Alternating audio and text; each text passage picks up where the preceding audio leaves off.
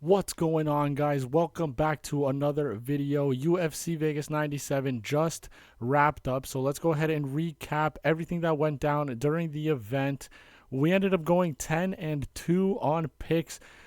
I can smell that sweep coming in a future event sooner rather than later. This is one of the closest events that I've had to a complete sweep. I think recently we had like an 11-2, maybe last month or something like that. But we're right around the corner from that perfect card. And honestly, UFC 306 next weekend is the perfect time to do it because there's only 10 fights. But we will get to that in the breakdown video in the next couple of days. Let's go ahead and recap everything that went down this Saturday night. Make sure you hit that like button. Comment down below what you thought of the Vegas 97 card. And subscribe to the channel if you're new. Starting off the event was a Ultimate Fighter 32 matchup. We had Zigomanis Ramaska going up against Nathan Fletcher.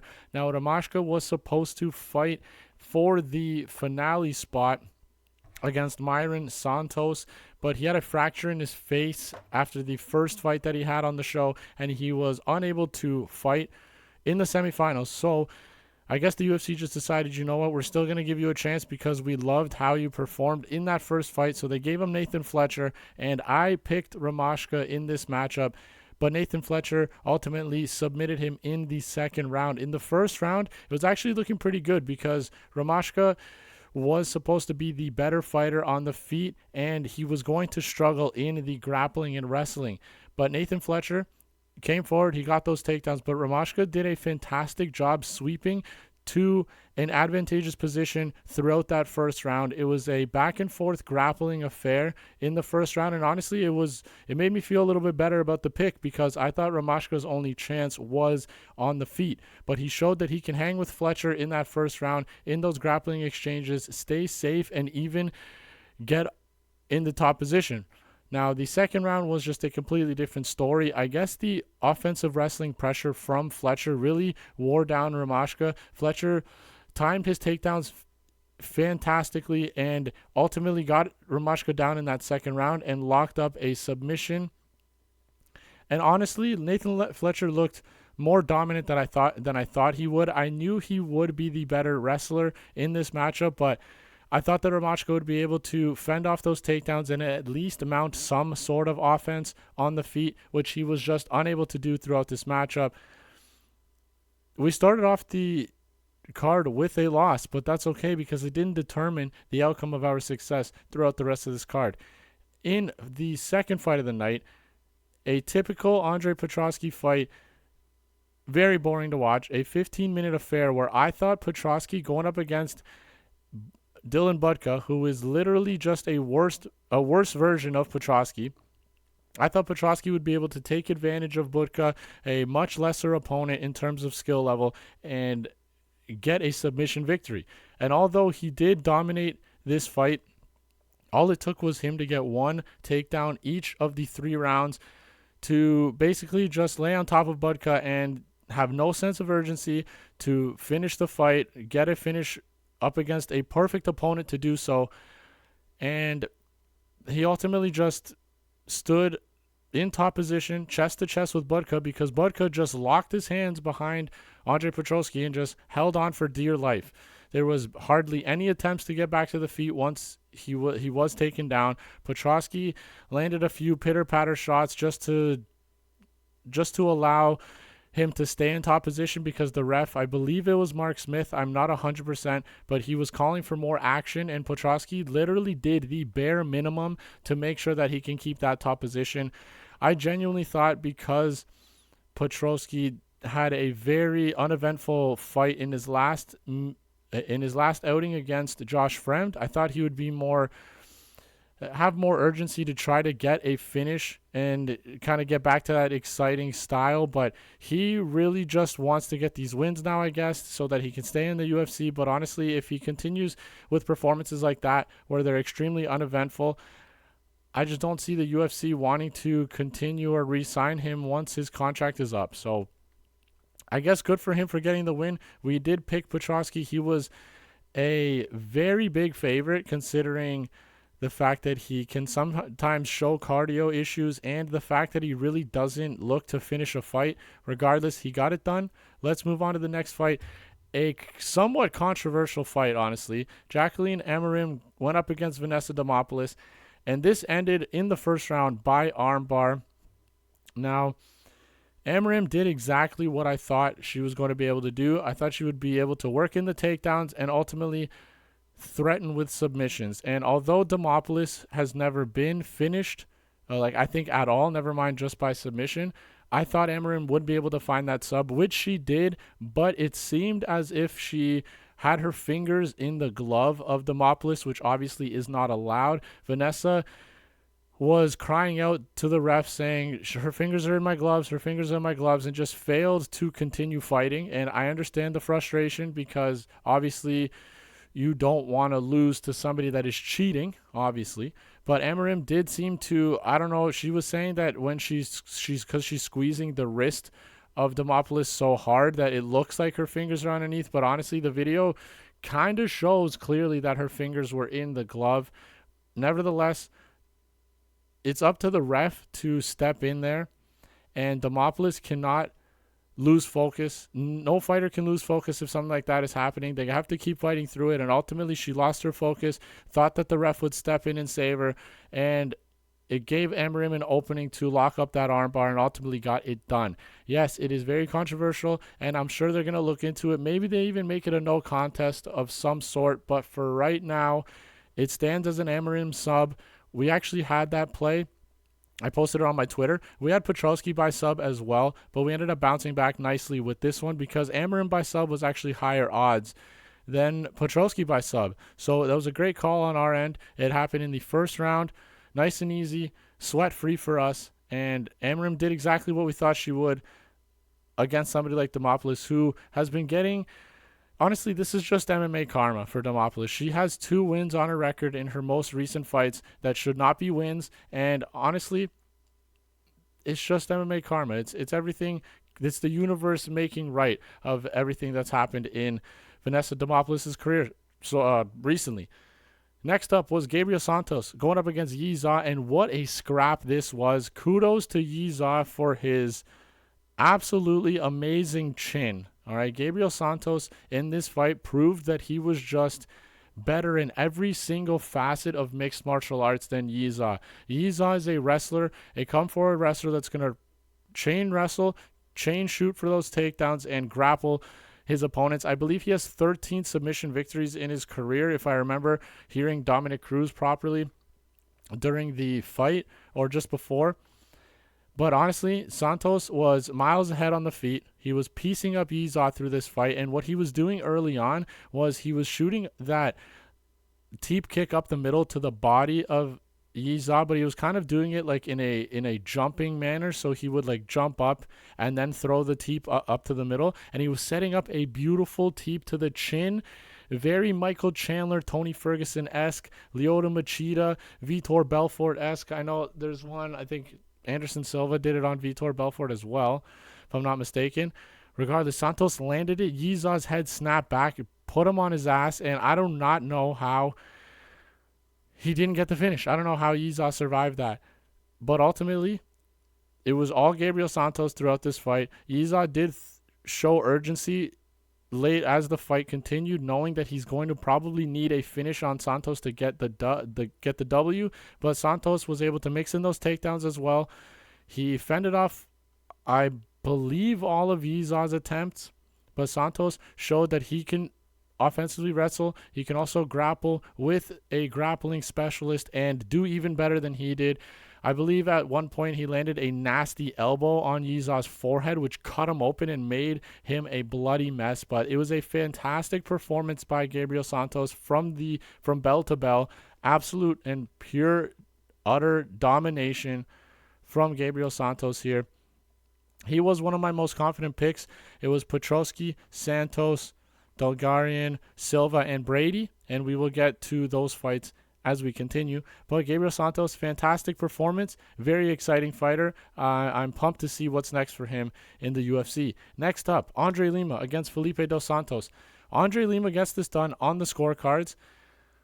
I wish he would stop grabbing the fence, but hopefully with age, with maturity, he's only 25. Hopefully he just stops doing that. But honestly, if he's not getting warned about it, if he's not getting any flack from the referees during the fights, why would he stop? You know what I'm saying? It's up to the ref to really address the fact that Lima needs to stop grabbing the fence, regardless. Andre Lima got this done on the scorecards, which I thought he would. I believe that was my official prediction, if I'm not mistaken, because I understand the toughness Dos Santos brings to the cage, but he won it in a different way than I thought. Felipe Dos Santos, I knew, would come forward. He has that high-pressure style that most of these shoot-a-box fighters have. He had more volume. He had a higher output. I guess that's the same as more volume. But Lima, I thought, would be the better counter striker. I thought that's where he was going to find most of his success. And although that was the case on the feet, I think what really helped Lima get this win was his offensive wrestling and grappling. I was pleasantly surprised to see that Andre Lima was the one landing the takedowns. And once he did, he ended up controlling Felipe Dos Santos and cruising to victory, honestly. In that second round, I believe he got the takedown and had top control on Felipe Dos Santos, and Dos Santos was not able to get back to his feet. A lot of these shoot-a-box guys, they like to play the grappling game, and even though they have good submission skills, they sometimes let the round slip away, throwing up those submission threats off their back. And at a high level in the UFC, it's really tough to land those subs and lock them in because it is the highest level, and a lot of people are training to not get stuck in those submissions. Yes, they do obviously occur at times, but it's not something that you can really bank on. Lima did a great job getting control on the mat in the second round, and then in the third round, same thing, but this time it was back control. He was able to get that body, get the fight to the ground, get the body lock, and ultimately just try to get his first career submission. I do not know how Felipe Dos Santos locked in, or I don't know how Felipe didn't tap to that rear naked choke. I do not know how he didn't. It was completely locked in multiple times, but he did a fantastic job fighting the hands like he's supposed to. And at 23, he shows good IQ in those situations, and he is an exciting fighter, so I really do wish him success. But Andre Lima did a great adjustment in his game plan, got it done, and we ended up continuing these wins. Next up, Isaac Dulgarian up against Brendan Marotte. Now, this obviously went exactly like every single person thought it would go. Dulgarian comes in, immediately shoots a takedown, and gets 4.5 plus minutes of control time in the first. Second round, exactly the same thing. Immediately shoots for a takedown and eventually works in a submission. Now, I did mention in my most confident favorites, live underdogs, and value plays video on Friday that I wouldn't be all in on the first round finish on the Dulgarian side. And even though it didn't play out how I thought, I just thought the Dulgarian would be a little bit more paced and measured because of how he gassed out against Christian Rodriguez. And that's why I thought he wasn't going to get the first round finish, but ultimately it was just the toughness of Marotte, to hang in there for as long as he possibly could. Dulgarian basically beat him up for the entirety of the fight. Every second of the fight was all Dulgarian. He was a minus 2,000 favorite, I think the biggest favorite in UFC history. It went exactly how everybody thought. Maybe it lasted a little bit longer than everybody thought, but regardless, domination from Dulgarian. I really want to see him against somebody that can actually put up a good fight against him. We're continuing. This actually got canceled. Rongzhu up against Chris Padilla. I think this is the start of the main card, if I'm not mistaken. This was a brutal finish, and I don't mean in the sense where it was a flat KO where Rongzhu is knocked out cold on the mat. Chris Padilla, I thought, would be all in on the wrestling and trying to submit Rongzhu, because we've seen Rongzhu struggle in that area inside the UFC and when he left the organization and went on the road to UFC to get back. Chris Padilla does his best work when he wrestles and when he applies that ground game pressure, and Rongzhu struggles with fending off takedowns. But that didn't seem to be the game plan for Chris Padilla. He is very methodical when he does his research on his opponents. They even mentioned it in the broadcast that he likes to watch tape and pick up habits of his opponents so that he can exploit them. And I guess he must have seen something on the feet, because he only shot, I believe, one takedown, and he did it like half-heartedly, so it wasn't much of an attempt. But other than that, he stayed up on the feet. Rongzhu did find a little bit of success blasting the legs of Padilla throughout this fight. He even put Padilla on the canvas with one of the leg kicks in the second round. But ultimately, as the fight continued, Padilla really found his timing against Rongzhu. He had a really nice timed jab. As the fight continued, he found that timing more and more, and Rongzhu's head just kept snapping back from that jab of Padilla. But what ended the fight was an elbow. Padilla timed an elbow on one of Rongzhu's entries on one of his exchanges. It landed like right on the eye, like right where it met the nose, and immediately swole up Rongzhu's eye, and it looked like there was a tennis ball stuck in his head. It was the craziest timed elbow I've ever seen in my life. Rongzhu thought it was a finger. He was complaining of an eye poke, and it was nowhere near an eye poke. Padilla just timed a fantastic elbow and it was a doctor stoppage. It was brutal. Like I said, it literally looked like there was a tennis ball stuck in Rongzhu's eye. Chris Padilla gets it done as an underdog, which we had predicted. I thought it was going to be more of a wrestling-based victory, but Padilla showed his skills on the feet against a young and talented striker in Rongzhu. Great win for Chris Taco Padilla.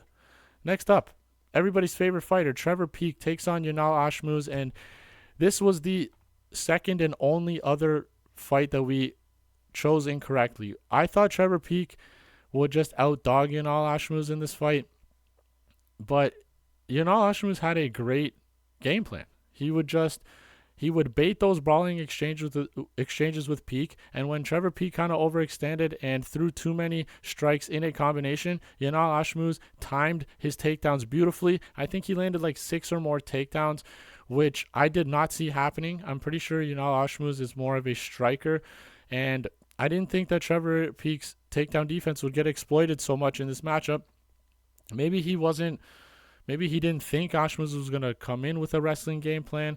Regardless of what it was, Trevor Peek never was really able to get much momentum on the feet, even though when he was landing on the feet, it was very heavy. And Yanal Ashmouz, as much as I didn't really like his game plan, he ended up just getting a lot of control time, wrestling Trevor Peek, getting those takedowns, and that's basically how he got it done. He did get it done by unanimous decision as well, and one of the plays that we mentioned on Friday's video was this fight to go the distance. At minus 120, it was minus 120 for it not to go the distance and to go the distance. We ended up picking the go to the distance because both of these guys are extremely tough, and that's exactly what ended up happening. So it was a great call on our end. I thought it would be Trevor Peek that walked away with a decision victory. Regardless, Yanal Ashmouz got it done. I don't think Trevor Peek's going anywhere. The guy's always coming to fight, and although it could have been a little bit more exciting, Ashmouz he did what he had to do to get the win.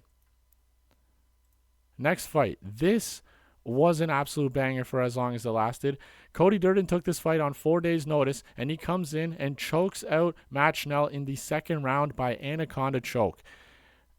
Matt Schnell and Cody Durden were swinging for the fences for the entire 5 minutes of the first round. Both of them were eating huge shots. Both of them were landing huge shots. And there wasn't a takedown attempt in sight throughout that first 5 minutes. Both were landing on each other. And I was actually surprised that Schnell's chin held up. This ended up being a bantamweight fight as well. Because obviously Cody Durden, taking this on 4 days' notice, was unable to get down to 125. But I guess that may be a reason why Schnell's chin kind of held up a little bit more, because we know with weight cutting and dehydration, you aren't able to take as much punishment. But Schnell's chin held up. What ended up being his downfall in this fight is he shot a very sloppy takedown in that right at the beginning of the second round. And Cody Durden, being the opportunistic guy that he is, he wrapped up an anaconda choke. And even though Schnell did a good job trying to roll out of it, it was just extremely tight. Cody Durden locked it up, and he would not let go. Great win for Durden, because obviously on 4 days' notice, he did the UFC a favor, making the fight stay together or having a fight for Matt Schnell, and he even got the win. So it was a win-win situation for him. On top of that, he got a finish. Cody Durden was ultimately the pick for us, but on Twitter, I ended up posting a Matt Schnell by submission prop because we had won some bets throughout the event, and I thought what Cody Durden did to Matt Schnell when Schnell came in with a sloppy takedown, I thought Durden was going to do that later on in the fight because I thought the cardio would be an issue considering Durden came off the couch for this fight, and it ended up happening the reverse way. It happened to Schnell instead of Durden. And it honestly, at the end of the fight, it looked like Schnell retired. He took his gloves off, put him in the center. He didn't really have like a post-fight interview that they usually do. So it's going to be interesting to see if there's like an announcement on Schnell's social medias in the next coming days. But for right now, we don't really know what Schnell's thinking. Maybe he is calling it quits. But fantastic win for Durden. Let's move on to Kyle Nelson against the Nissan dealership employee Steve Garcia. Ends up getting a first-round KO over Kyle Nelson. It didn't look good for him early on. He threw out a kick, and I don't know if it got caught or Nelson grabbed it and kind of Steve Garcia was like a combination of a slip or something. But anyway, Garcia ended up on the mat. Kyle Nelson was on top of, I think he had the back of Steve Garcia for the first half of the round, and it wasn't looking too good. But in typical Steve Garcia fashion, it doesn't matter how bad of a position he's in, he's going to weather it out. He's going to eventually have his own moment with offense, and as soon as that happened, he ended up getting the finish. He spun out of the body lock, ended up on top, and immediately got threatened with an armbar on the Nelson side, but Steve Garcia just completely disregarded the armbar threat, started landing big hammer fists, and that was the beginning of the end for Kyle Nelson. Steve Garcia just continuously threw those hammer fists down, caused Kyle Nelson to eventually be up against the cage sitting down, and Garcia just landed a brutal elbow right to the head of Kyle Nelson that basically KO'd him. There was a couple of follow-up shots that were unnecessary, but Steve Garcia is an absolute savage. This is 5 KOs in a row. Never mind a 5-win streak for Steve Garcia. It's a 5 KO win streak for him. The guy's a stud. I've seen enough. Give him the champion. Let's move on to the co-main event of the evening. Jessica Andrade took on Natalia Silva, and Natalia Silva gets it done by unanimous decision. Now, this fight basically went how we thought. Jessica Andrade was going to be on the front foot, putting that pressure because she has that bullying style. But Natalia did a fantastic job sniping her throughout this fight. She didn't really stop moving at all, which is typically her style of fighting. She has great lateral movement, and Jessica Andrade, being as small as she is, she couldn't really get to Natalia Silva. She had her moments. She did land a few big shots on Silva, but nothing of significance really. Silva was never wobbled. She was never hurt. And ultimately, when Jessica Andrade would push that forward and throw those blitzes, Natalia Silva would get a hold of her, clinch up, and either work off of the cage, or she would just eventually let it go and start sniping her again. She would just stay on the outside and pot shot her way. She had some fantastic combinations as well, and there was one point, I believe, in the second round where she punched Andrade right in the eye, and it seemed like it really bothered Andrade. I thought Silva would be able to get the finish in this fight, but regardless, it was an absolute masterclass for the young up-and-comer. She took on a savvy veteran, former champion in Jessica Andrade, and she showcased her abilities very well. I'm excited to see if she'll probably get a top 5 fighter before she gets to the title, but she did call for a title shot. I'm okay with it, but I'm sure she'll get like a top 5 opponent before she gets there. But it was an absolute masterclass for Natalia Silva. Let's move on to the main event. And speaking of masterclasses, Sean Brady just 50-45 Gilbert Burns, and it was never really close. Sean Brady's volume on the feet was incredible in this fight, but it wasn't what I expected. I thought Sean Brady, like he usually does, he dominates in the wrestling and is able to out-grapple his opponents here. But Gilbert, even at 38 years of age, he showed fantastic takedown defense. And even when Sean Brady was able to take him down, which was only like a couple of times, I believe, throughout this 25-minute fight, Gilbert Burns showed off his grappling ability, ended up getting some sweeps and either ending up on top for a brief second or just getting back to his feet. It was honestly awesome to see Gilbert Burns be able to do that, but ultimately this entire fight, Sean Brady was just relentless for 25 minutes straight, either attempting takedowns, clinching up, moving forward with high volume on the feet.